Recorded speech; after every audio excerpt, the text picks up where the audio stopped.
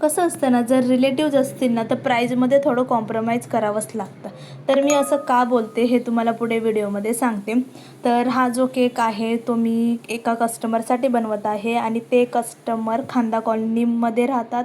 तिथून मला त्यांनी ह्या केकची ऑर्डर दिलेली होती आणि इंस्टाग्रामवरूनच आलेली ऑर्डर होती मला ही. 1 kgमध्ये त्यांना हा केक बनवायचा होता. त्यांनीसुद्धा मला विचारलं की तुमचा टॉप सेलिंग फ्लेवर कोणता आहे, तर मी बोलले ट्रफल. तर ते बोलले ठीक आहे.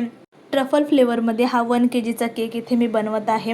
खूप सुंदर डेकोरेशन झालेला आहे. क्यूट असा प्लेन केक दिसत आहे आणि हा केक मी 1 kgचा आहे त्याच्यामुळे फ्री होम डिलिव्हरी दिलेली होती. आणि माझ्या लास्ट व्हिडिओमध्ये मी जो केक तुम्हाला दाखवला 2 किलोचा, तर त्याचा फीडबॅक कस्टमरने थोडा लेट दिला, बट एवढा सुंदर दिलेला आहे ना, तो मी ह्या व्हिडिओच्या एंडमध्ये ॲड केलेला आहे. तर तिथे जाऊन तुम्ही नक्की बघा. आणि हा आपला दुसरा केक होता. तर हा केक माझ्या रिलेटिव्हचा होता. त्यांनी मला कॉल केला आणि बोलले की ॲक्च्युली त्यांच्याकडे खरं सांगायचं म्हणजे तर माझा नंबर पण नव्हता.